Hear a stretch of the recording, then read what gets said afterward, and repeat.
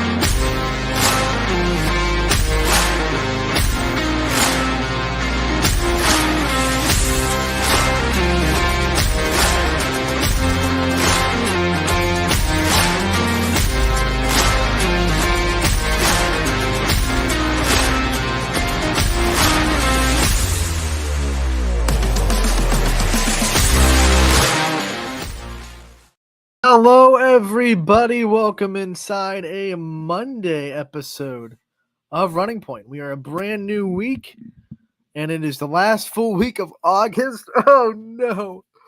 Summer is winding down. Fall sports are in absolute full swing. We can say, for the first time on this show, we can officially say all fall sports are underway. We weren't able to say that on Friday afternoon, and now we can. All fall sports completely underway. Here we go. We had a great weekend on YS, and we had plenty of football on Friday. We had a great slate of football, volleyball, and soccer on Saturday.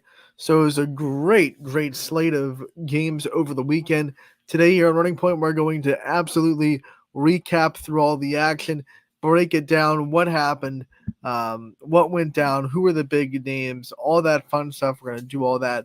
We're also going to talk about the power rankings that came out. The volleyball power rankings are live on ysnlive.com. Going to talk about that. Going to shout out the big dogs as well. We have our first ever soccer Big Dogs of the Valley poll. So make sure to go out and vote for those. ysnlive.com/big dogs. We're going to have some fun today. We're going to start, though, in the scoreboard like we always do. It's the YSN Live scoreboard brought to you by our good friends over at Burnett Pool, Spas, and Hot Tubs.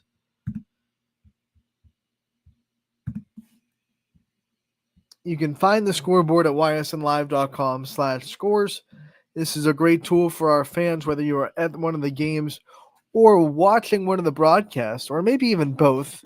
Either way, you don't want to look away from the action for too long.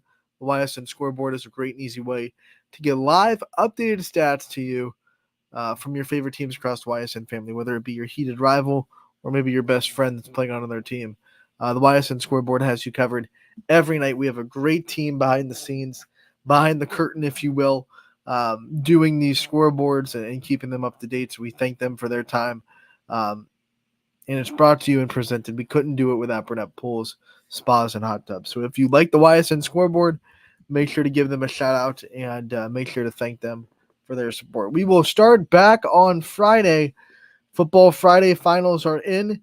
First one on deck is Struthers against Beaver Local. I said it. I will own when I am wrong or when I am not speaking correctly. On the audible call and on the Joe DiGiulex scoreboard show, I was like, hey, I said Struthers was going to be an offense that tried to slow the game down, make this kind of low scoring, make this limited possessions. No.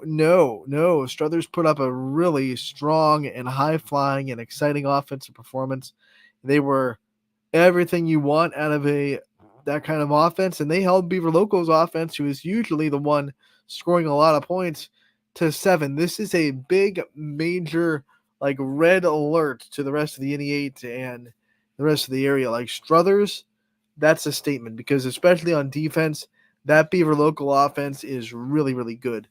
Not a lot of teams can say we held them to 7 points. Struthers can. Struthers played about as good as you can play in week 1, and I think that's going to make the rest of the season very interesting. West Branch, how about the start? 27-7 over Canfield. And once again, the debut of a quarterback for West Branch goes extremely well. You saw Jeremiah Thomas in his first game as a Warrior under center for the varsity football team. He played really well. You know, he threw an early interception. I will say that. And that could have derailed him, right? That man, first game of the year, first game under center, you throw a pick. That could have put you in a little bit of a tailspin. You'll get a little bit tight trying to do a little bit too much after that. Not the case. He really ran away with this game after that early interception, played really well. You look at this offense for West Branch, did definitely enough on the ground for sure. Boston Molinex, he broke the record for touchdowns, in a career. So you have that falling for him. This a really, and then the defense forcing 3 turnovers from Canfield, who is also, by the way, debuting a brand new quarterback in Enzo Coca. So 2 teams with new quarterbacks, but it's West Branch that gets to win in this one, 27-7, the final score. I told you, been talking to EBC coaches. Carrollton is a team that they're looking out for. They don't want to sleep on. Carrollton opens the season with a big win over East Liverpool. And the final score there was 20-13. That's prototypical what Carrollton wants. They're going to be a knuckle dragon, slob knockering, whatever you want, all that old-timey football slogan, jargon, however you want to say, a tough-nosed, very pedal to the metal ground game offense. That's how they're going to do it. 20-13 is like the epitome of what Carrollton scores are going to look like this year. The other end of the spectrum was Columbiana and Lowville. Their offenses got it going on. Lowville's, especially early, blew the doors off of this game. It looked like it was going to be a runaway. Columbiana came back and fought their tails off to get it down to, I think it was at one point, 43-38. So 1-score game. Then Lowville went down, scored a touchdown, got the 2-point conversion, really put this out of the water at that point, and they win by 13, 51-38. A game of resiliency for Columbiana where they fought back, but I'm sure Coach Spate in that defense wants to sure things up going forward. They'll have McDonald in week 2, so that'll be a fun one to watch. Perry, the state champions, reigning state champions, no problems at all with Madison. Welcome to YSN to the Pirates, 42-10. The final score there. Unfortunately, we'll have to wait a week for the Pirates football team's debut as a broadcast. We got to Madison, we were there, and then Madison denied us access to the game. So that was unfortunate. We can't do anything about it. Madison's not a YSN school, so we couldn't really throw our weight around. We were cleared before that, weren't cleared during the game, so unfortunately we couldn't get that game up and broadcasted. But next week we'll be back. We'll be having the debut of the Pirates in no time. A really good one going down in Garrettsville Garfield, and the G-men are the typical G-men. 47-27 the final score over Edgewood. I think Edgewood came into this game knowing it was going to be a tall mountain to climb. They wanted to test themselves. They wanted to test their offense against this vaunted G-men defense. They found success, 27 points. I mean, they found their ways to win. But Garfield's offense is just unrelenting, physical. You can't really zero in on what they're going to do. And they have that, 4 or 5 plays a game, I should say, that just pop for a big play. Really disheartening when you've spent the whole night trying to stop these, 3 or 4 yard runs from turning into like 10-yard runs. Then all of a sudden, one undisciplined gap, one hole in the defense just breaks one loose for 30, 40 yards. And then, that happened a couple of times for Garfield. They get the win to open the season. 47-27 once again, your final score. Austintown Fitch looked great in their home opener in the Nest. They beat Euclid 49-12 rather easily. Jefferson and Girard doing a great job putting on a show in the first game of the season. The old NE8 rivalry, though, went to Girard. Their offense just could not be stopped on Friday night. Way too much for Jefferson in the end. 56-26, the final score there for Girard. We go to Hubbard, and Hubbard's offense looked great. Their defense looked great. This was a 13-12 game at one point, and then from that point on, you see what the final score is. It was Hubbard's domination, 49-19. So from that point on, what is that? That's 36-7 when it was 13-12. So Hubbard's always been known for good defense. They play really good defense on Friday, but their offense, this has got to be really good for Hubbard fans to see, because their offense was the problem last year. They just couldn't get enough consistent scoring, and they're definitely hoping that this week 1 49 points put down is a sign of things to come, because if their offense can do that, their defense will keep them in a lot of games, and there's not going to be a whole lot of L's on the Eagles' slate if they keep playing defense and offense complementary football like they did on Friday. Boardman comes back and beats Kenston 19-18. They were down 18-6. They absolutely never stopped fighting in this game. They get a touchdown late in the fourth quarter and then get one last defensive stop to beat Kenston 19-18. The big storyline here is last year Kenston came in at home and won this game, and they scored 50 on Boardman, right? So if you need a clear image of how much better Boardman has gotten this year and how much more they have bought in to the whole culture that Coach Doda is kind of putting into this system, right there. You give up 50 1 year later, almost the same team. I mean, Kenston brings back a lot of players. So you bring back that and you hold them to 18. And really, you'll hold them when you really need to, because you can never make a comeback if your defense doesn't bow up. And their defense bowed up, to say the least, not allowing Kenston to score at all during Boardman's comeback bid on the offensive side of the ball. Very impressed with this Boardman team so far. Offense, definitely things to fix. Definitely left out some opportunities out there. But at the same time, when your defense plays that good and your offense just finds ways to keep fighting, you're going to win games. And if their offense can find a way to fix some of those other things that we saw that need to be cleaned up, the opportunities missed out on the field, they're going to be okay, man. But I will say this Boardman schedule is very hard, so they'll be tested week in and week out. But great to see Boardman get on week 1, get some momentum, 1-0 Spartans after the 1918 revenge win over Kenston. A really good one, and Ashtabula Lakeside traveling to East Lake North, 21-14. The Dragons get the win. Can't wait for the Lake Show coming up a little bit later on with Sam Torres, because that's going to be a real fun week to talk about a win, and a win that was gritty, a win that just was clutch. You have a late score after East Lake ties it at 14. So a very fun win. I'm sure that show from Ashtabula County and Lakeside going to be very fun to hear from when Sam Torres hits it up again this week. We go to McDonald. They looked impressive over Champion, going on the road, getting the win 35-9. McDonald versus Columbiana, very interesting week 2 matchup. Cardinal Mooney could not get the offense going. Their defense was there, was fighting, but every time they would move the ball, they just couldn't come up with that last play to get points on the board. 14-0, they get beat by Lake Catholic. And once again, just like Boardman, the schedule never gets easy for Mooney. So they have to practice hard this week, get right back to it, because next week it's another big one.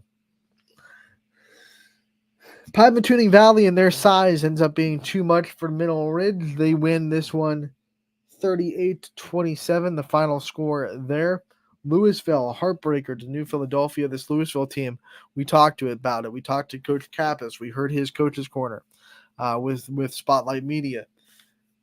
They're so improved. They're right there. They're confident. They're doing things the right way. Their culture is as good as it has been, in the last several years. You could see it on the field. They were there. They were fighting. That last fourth down play heartbreaker. They were driving, they were in New Philadelphia territory, down by 5, needing a touchdown in the fourth. They get into, I think, a fourth and middle range, fourth and 5-ish. They just couldn't get that play executed the way they wanted to. Bummer for them, because they did everything the right way that night. They deserved to get a win. It just that's sometimes the way sports goes, right? Sometimes the team that works the hardest and does the most still doesn't come out on top, because sports, you're playing with a ball and the ball cannot bounce your way, and that's what happened on Friday. But I believe in this Louisville team to be a very improved team, and when we see it's all said and done, I wouldn't be shocked if their wins and losses go up by maybe 4 or 5 from last year. How about East Palestine going? Well, I shouldn't say going on the road, but I should say coming home for the home opener and dominating Newton Falls. This was not a squeaker. This was a emphatic put your foot down. We are the better team tonight win for East Palestine. 45-14, the final score. Owen Iriauchi looked amazing as a quarterback, and we talked about him. He's a very experienced dude, athletic as all get out, and just knows this system, knows the culture, felt like he was super comfortable in everything they were doing. How you saw him, we got to check in on East Palestine every now and then in the audible call. Couldn't watch the game in its entirety, obviously, but saw plenty of plays of him rolling out, throwing on the run. Love to see that from young kids. Throwing on the run is a skill that you don't see too much, or often enough, I should say. So he was able to make accurate throws on the run. East Palestine, this is their first opening game win since 2016. And we all know how good that team was in 16 for EP. So a very big momentum boosting win for East Palestine. Now the question is, like a lot of teams, okay, you kind of learn how not to lose. You kind of learn how to win. Now you have to learn how to win consistently, right? How do you take this win this week and you build on it over the week and then be prepared for Friday? Because one thing about East Palestine, we know this, like they've not won consistently in a while. So these kids, not only do they have to, know how to win, they have to know how to handle the week after a win. And how do you keep your foot on the gas pedal and not be too complacent because you got to win to open the season for the first time in 2016. I mean, I want to see these Bulldogs come out with the exact same fire in week 2 that they did in week 1. And with Coach Dempster there, I have no problem seeing that will happen. I think he's a great coach. He's a great players coach. They fight for him. They play for him hard. I have no problem seeing that they're going to have a good week in practice.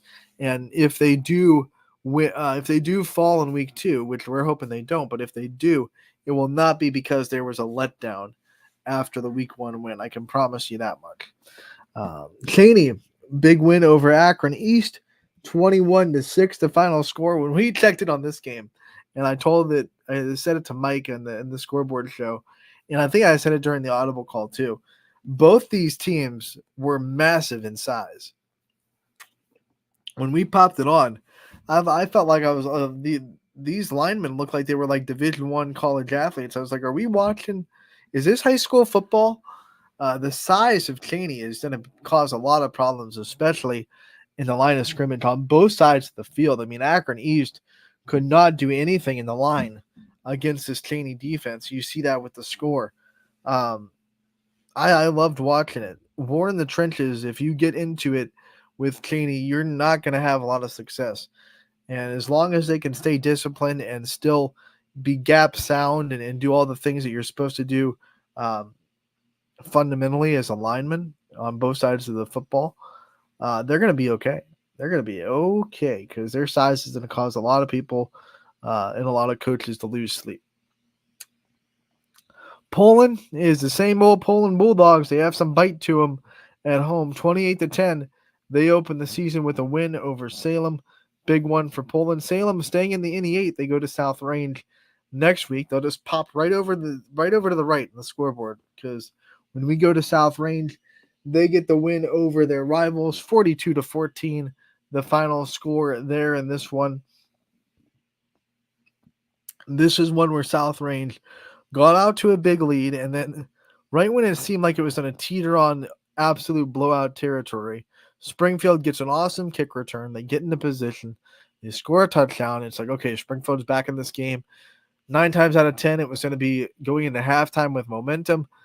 South Range, no, they said we're not going to let you go into halftime with momentum.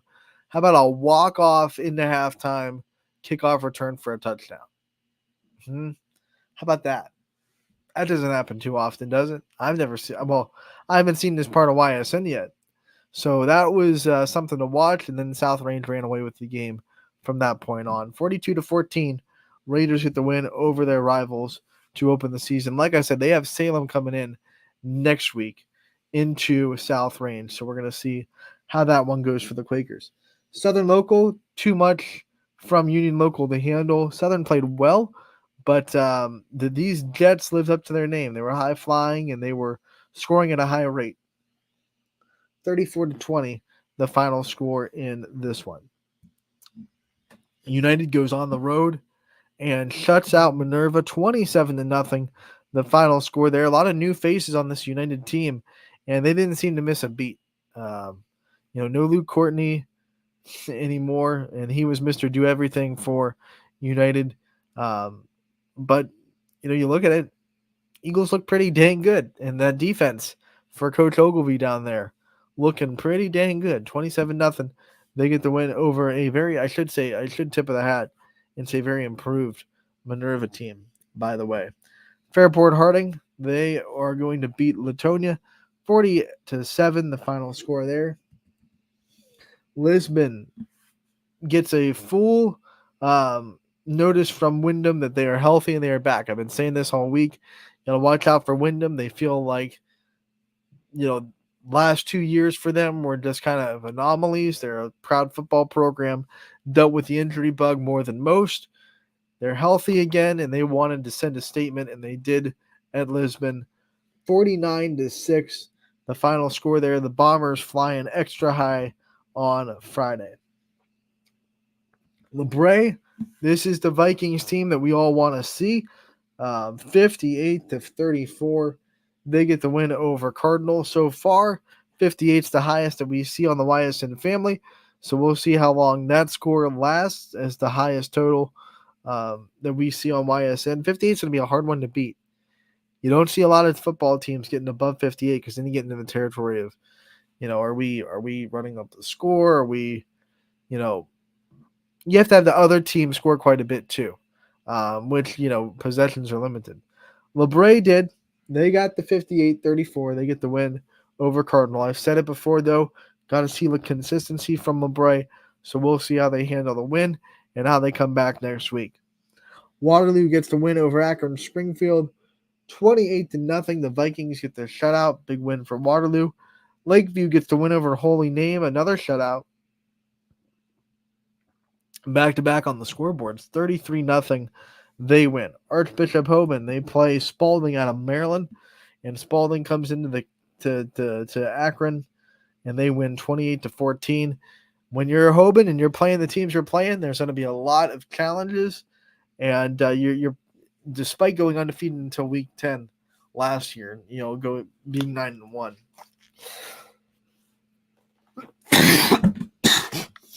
Excuse me, and almost winning a state championship.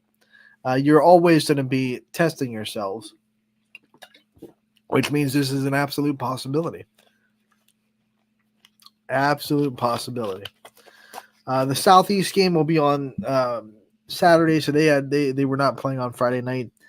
Campbell Memorial with a big win at St. Thomas Aquinas, 48-0. Had a chance to talk with Coach King, and we also had him on the Campbell show. These seniors, man, they're motivated. They're motivated. They're hungry. We saw that big time in this win. And a couple of guys that we talked to, Kevin Tillman having a big day for Timlin having a big day for Campbell. So it kind of works out like that. The people we talk to having big days. I like it. Mohawk falling to Neshannock in a big-time matchup in Pennsylvania, 42-37. The final score there. This was the score after 3 quarters. So a very offensive 3 quarters of football. Defenses hold up in the fourth. We don't see any scoring in the final frame. Orange, with emphatic dominance, beats Beechwood on the road too. 44-6, your final score. And then last from Friday, we have Malvern beating Valley Christian 36-16, the final score there. So those are your football finals. Let's hop on to Saturday, see what went down then. We did have football played as St. John. They fell to Trinity by the final score of 28-8. Youngstown East gets a big win over Whetstone, 40-6, the final score there. Wellsville falls to Steubenville Central Catholic, 20-6, your final score. Over in PA, the Bobcats of Beaver, they get a win 28-26, a wild one. Bobcats pull it out as they beat Westinghouse 28-26, a very close game for the Bobcats. And then Ravenna Southeast, they fall to Kenmore Garfield 21-13. Another close one, this one not going Ysn's way on Saturday. We have volleyball matchups on Saturday. Jefferson with a big tri-match win. They beat Howland and West Branch both in this tri-match. They beat Howland 2-1. They beat West Branch 2-0. And then in the, I guess you could call it consolation game of the tri-match in Howland, West Branch gets to win 2-1. That 2-1 win against 2-0 win against West Branch for Jefferson. Set scores were 25-22 and 30-28. Jefferson outlasts the Warriors. That's really impressive to be able to do that on the road in Howland. This one was in Howland. Really impressive. Jefferson with a big win again. Hoban loses their first set of the year, but they're still on top. 3-1. They win in 4 sets. Girard beats East Liverpool in straight sets. They get revenge. Last year, Girard went to East Liverpool, lost in 5, so the Indians feeling pretty good about a sweep at home this year. Cardinal Mooney, they lose to McDonald 3-0. That was the first loss of the year for Mooney. McDonald continues to look very good. They have a matchup with Springfield this week. Very excited for that one between the Blue Devils and the Tigers. Tigers looking really good this year with the Brungards playing well. Kerrigan Mullen setting well for Springfield. So that one's going to be a fun one between the Blue Devils and the Tigers. We have Kirtland going 5 with Lakeside, a big match for the Dragons. This is a Kirtland team that took a set from Crestview last year in the district championship. Very good program. And the fact that Lakeside was able to battle them all the way to 5, that's going to be, as far as moral victory goes, I know a lot of coaches don't believe in them, but you still got to take stuff from the games you lose. And you got to be able to take the fact that you fought very hard against a very dominant and good program to your future. I think Lakeside will learn a lot from this 5-set loss against the Hornets. We move on to Boardman getting the win over Louisville, 3-2. Good week for Boardman. They get wins over West Branch and Louisville. Canfield got the win over Ursuline in straight sets. And then Edison, they fell to Carrollton in straight sets as well. Boys soccer. We had 4 games go on. We did not get a score reported from Heartland and East Palestine. So if you are out there and you know what the score was for this game, please let us know because we'd love to update our scoreboard. We did not get a score reported from this game. Girard gets the win over Columbiana on the boys' side, 7-2, a big day for the Indians there. Urson with a big-time win over Crestview, 10-0 the final score. And then we have Hoban beating Louisville 3-1 in boys soccer. On the girls' side, South Range fell to Harvey 2-1 at home. Minerva and United playing each other. Minerva getting the win 7-3, avenging their football team a little bit. Girard and Columbiana, they played to a draw. They tied it at 1. A late score for Girard was enough to tie up the game after Columbiana scored just before halftime. And then Louisville gets the win over Nordonia. They shut out the Knights 2-0, the final score there for the Leopards. So a lot to digest, right? A lot of scores that's thrown at you right now. But that's the way the weekend goes when we're so busy over the weekend. A lot of scores came in. A lot of good quality wins. A lot of great performances that we saw over the weekend as well. So that does it for our recap. We're going to take a break. When we come back, we'll look at some volleyball power rankings. We'll look at big dogs as well. And then we will preview the night ahead on YSN. Don't go anywhere. Running Point always brought to you by our good friends over at Greenwood Chevrolet in Austintown. 21 News delivers the news as it happens, using the latest technology from where it happens. Live here outside the Mahoney County. On air, online, Wednesday afternoon weather update. Very dangerous. and on the 21 News social media platforms. I'm on the road right now. 21 News, the Valley's only locally owned source for trusted news since 1953. Craftsmanship to us is 60 years of pride and dedication. Passed down from generation to generation. The hardwood floors that your kids take their first steps on. The solid wood doors you quietly close at night. The things we create day in and day out are the products that end up turning your house into a home. At Baird Brothers Fine Hardwoods, uncompromising quality and craftsmanship built our business. And it will keep us moving forward for generations to come. Going the extra mile at Greenwood Chevrolet means we want to take care of the community that takes care of us too. And we have to work together always. And that's how you stay in business for 40 years. You know, I love being a helper because when I help somebody, it makes me feel good. It means a lot that I can make a difference in others' lives. So I will do everything I can and just being there for them every step of the way. I want them to know within the first 5 minutes that they could depend on me. That's what going the extra mile means, only at Greenwood Chevrolet. Before the lights come on, before the workday begins, before a long day is ended, or it's time to have fun. It all starts with the people at Joe Dickey Electric. From replacing a light fixture in your home to building a substation for your business, no job is too big or too small. The people of Joe Dickey Electric power them all. Joe Dickey Electric, over 60 years of powering the Mahoning Valley.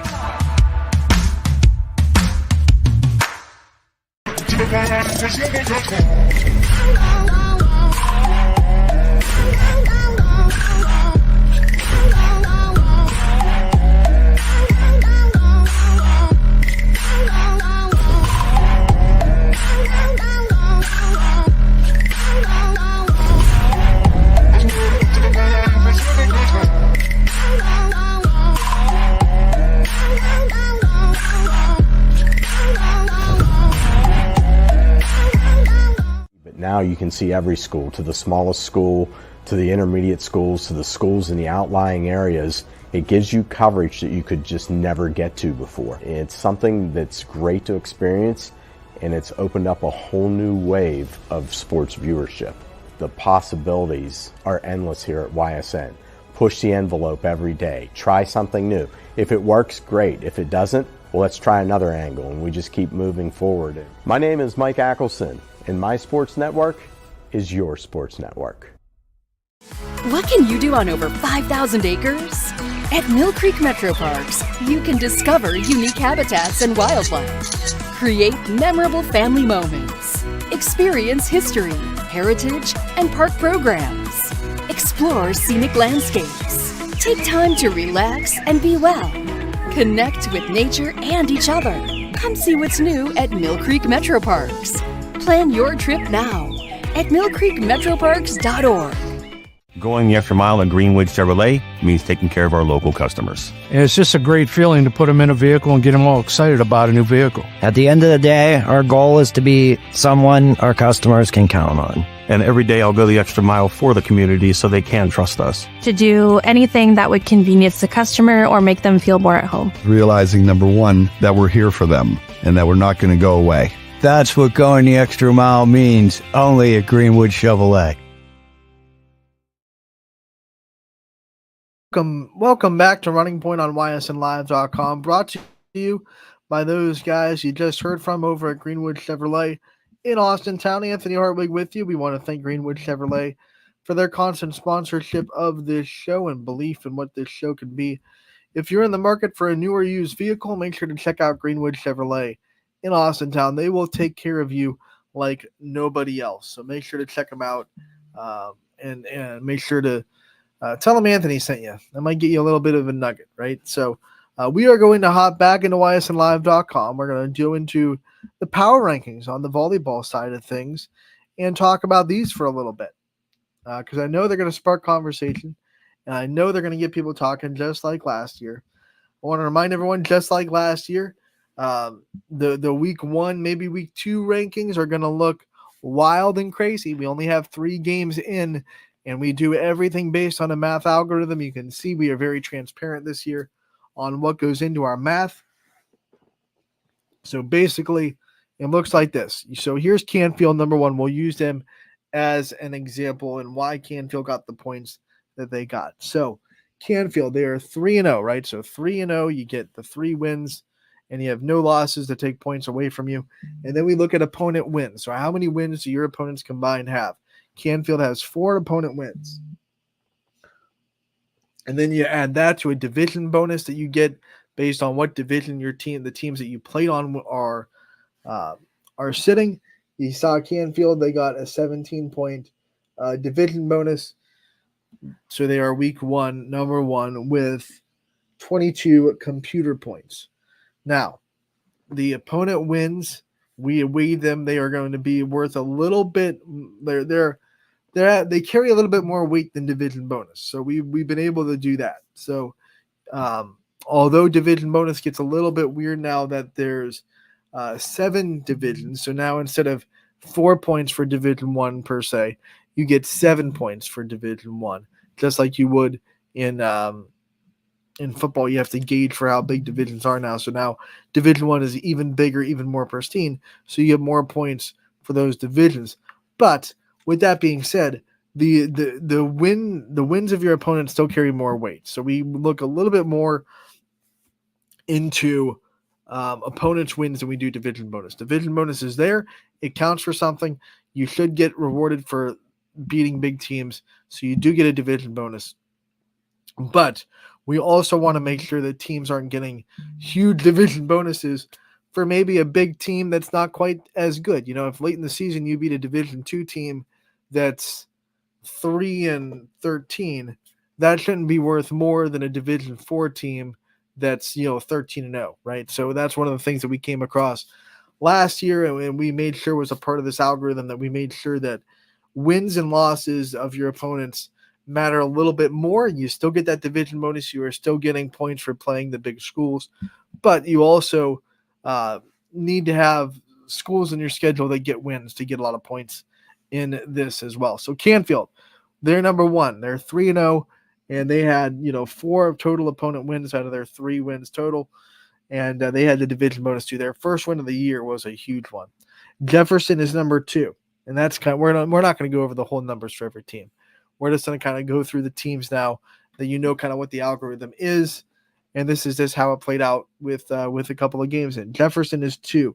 We have Archbishop Hoban, who won last year's power rankings. They start out at number 3. Lakeview is 4. Girard is 5. West Branch is 6.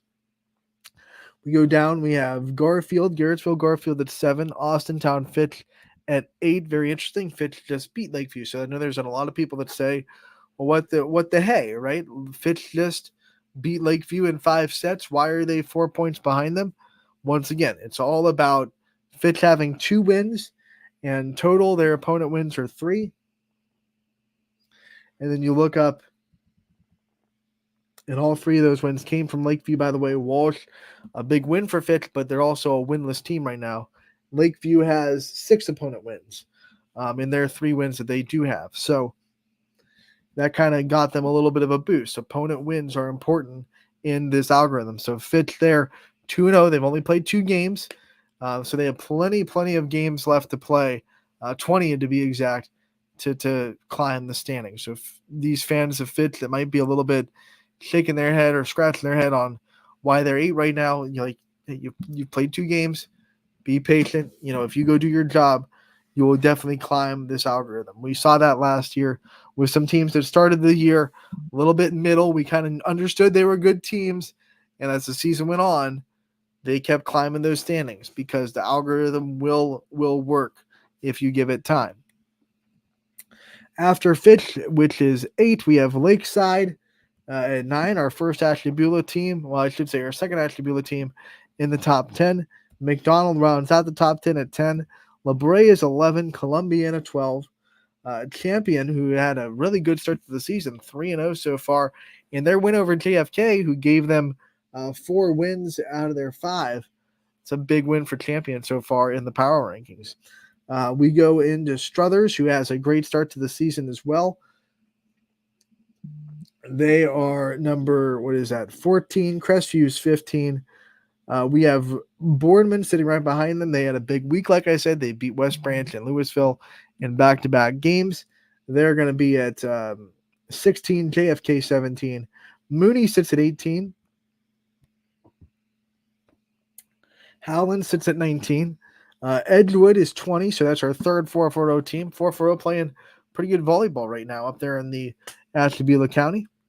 Springfield right below them, and then South Range, then Ursuline, then Grand Valley, and then rounding out the top 25 is the brand new team in YSN Perry. They are number 25, so they round out the standings there. Like I said, a lot of games of volleyball to be played. I think the most games anyone has in is 5. I don't think anyone has more than 5.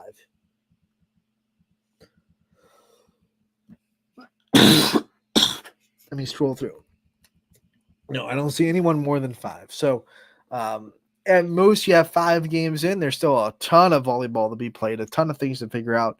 But right now, Canfield top dog, top bird right now in the number 1 seat of the power rankings. So that's how it's going to play out. And once again, our power rankings are done with math and numbers. These are not opinionated power rankings at all.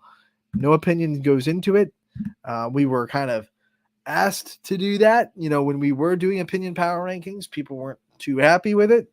And why don't you just do computer rankings? We listened, and this is what kind of comes out. We have the power rankings completely done by an algorithm. I just explained kind of where the algorithm puts a lot of weight. Once again, opponent wins are important. You still have a division bonus in there. So you get a little bit of reward for playing the big teams, but opponent wins are more important. So when you play teams that have 8, 9, 10 wins, you're going to want to beat those teams if you want to climb the power rankings. And the last thing I do want to say about the power rankings, a little bit of a reminder, is I'm going to take them off the screen now. We've already seen them. We've gone through as we get a little bit real. A little bit of a reminder, these power rankings have no bearing to tournament time, no bearing towards playoffs, no bearings towards conference championships. You don't get a prize. You don't get a scholarship for winning the power rankings. These are for fun. These are for conversation. These are to get these teams more eyes and more limelight, which is what we want to do all the time for our jobs at YSN. So take that with a grain of salt. It's not the end of the world if your team in week 1 isn't where you want them to be. Please put away the pitchforks and the torches. Once again, like last year, I think last year we saw it. Last year we saw a couple of teams that we kind of knew, like volleyball fans in the area like me, we knew, okay, these teams are good, but in the first week last year, they were in the middle of the pack because they'd only played like 2 or 3 games so far. You just got to give it time, right? If they go out there and do what we expect them to do, those teams like Columbiana, those teams like Crestview, they'll be fine, right? They will be okay. They will get their wins. They will climb the standings. Eventually, some teams might lose a couple of games. They'll drop.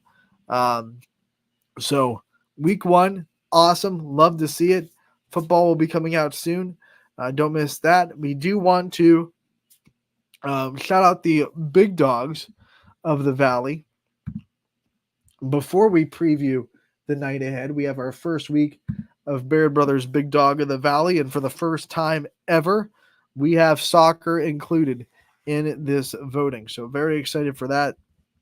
Boys and girls soccer will be included, as well as the normal volleyball and football. So here are your Big Dog of the Week nominations for football. We have Keegan White from Jackson Milton. From Wyndham, Jack I, who ran back the opening kickoff return for a touchdown to spark that big win for the Bombers.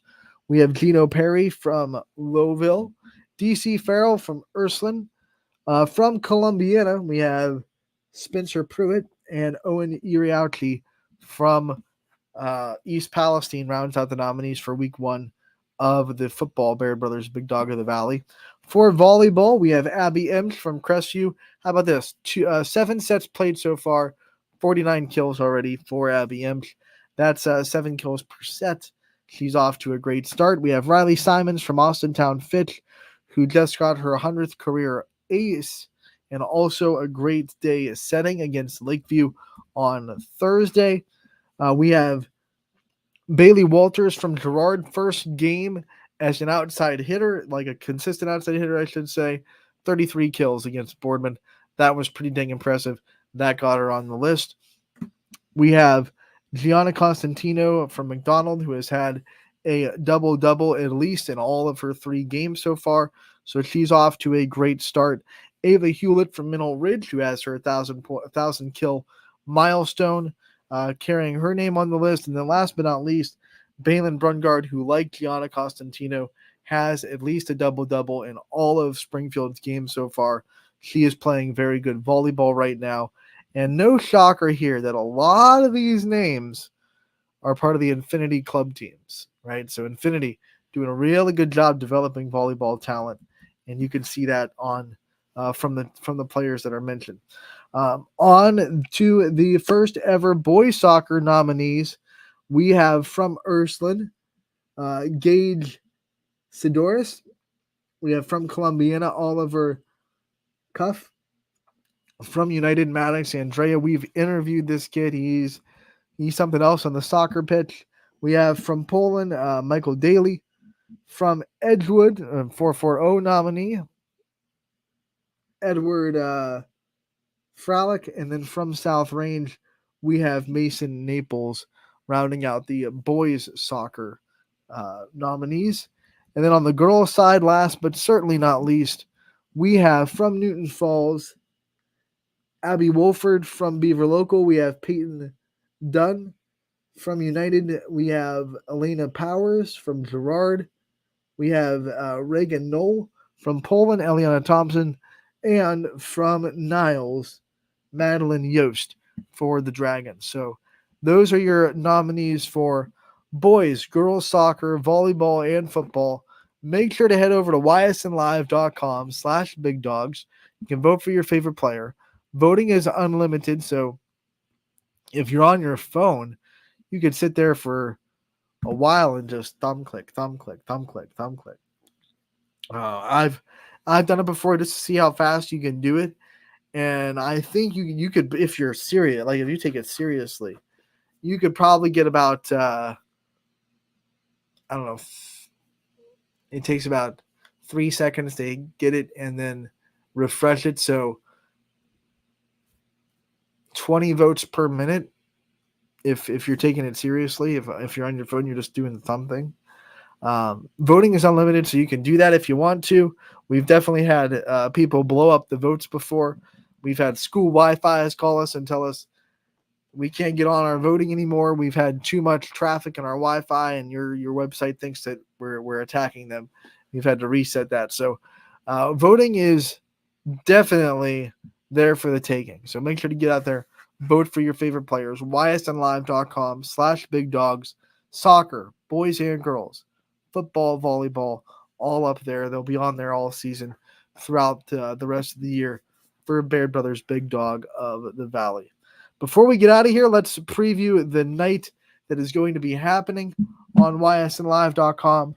We will venture back to the scoreboard, which is presented by Burnett Pools, Spas, and Hot Tubs. Let me get it up real quick.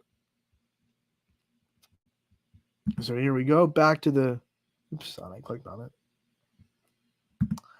Here we go. Back to the scoreboard. We'll just go to the bottom of the page. If you're new to the scoreboard, this is how you navigate the days.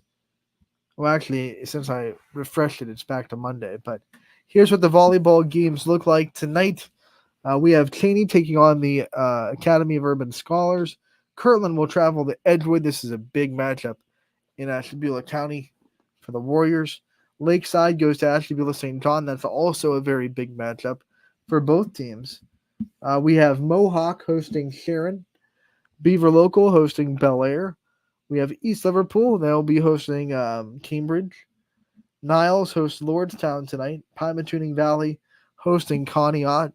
Hubbard going to East. We have Warren JFK hosting Lake Center Catholic. Not Lake Center Christian, I should say, a big one for Warren JFK inside the PTC. Liberty will open the season as they travel to Cardinal Mooney. We have Champion hosting Poland. We have Sebring hosting Valley Christian. South Range goes to Boardman. On the girls soccer side, boys soccer will be the bulk of the schedule tomorrow on soccer. So on the girls side, South Range travels to Lakeview. Kansas Catholic goes to United. Poland goes to Girard, and Ursuline goes to Hubbard.